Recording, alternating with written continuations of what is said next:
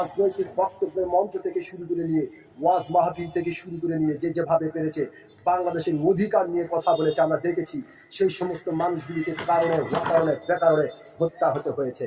তো ভাইজান, আপনি একজন সচেতন নাগরিক এবং সাহসী মানুষ হিসাবে আপনার কাছ থেকে জানতে চাই যে কেন বাংলাদেশের অধিকার নিয়ে কথা বললে তাকে এভাবে ওয়াকানেই প্রাণ দিতে হয়?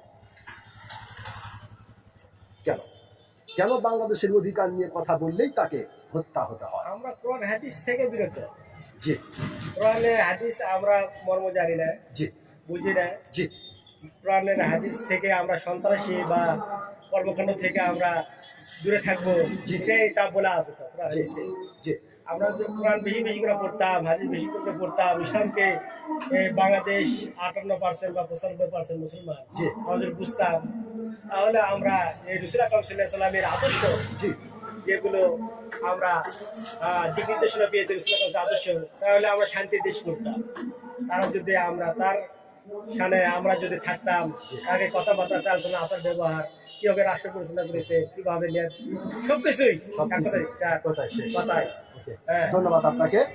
তার মানে আপনি যেটা বোঝাতে চাচ্ছেন যে আসলে আমরা রসুলকে ফলো করি না বিধায় আমাদেরকে এইভাবে অশান্তি নেবে, অশান্তির কারণে মূল কারণ। যে মূল কারণ। অসংখ্য ধন্যবাদ আপনাকে, খুব গুরুত্বপূর্ণ একটি কথা আপনি বলেছেন এবং অত্যন্ত সাহসিকতার সহিত বলেছেন। আমি আশা করবো আপনার এই গুরুত্বপূর্ণ কথাটি ও সাহসিকতাটি বাংলাদেশের অনেক মানুষের হৃদয় জায়গা করে নেবে। অসংখ্য ধন্যবাদ। আসসালামু আলাইকুম।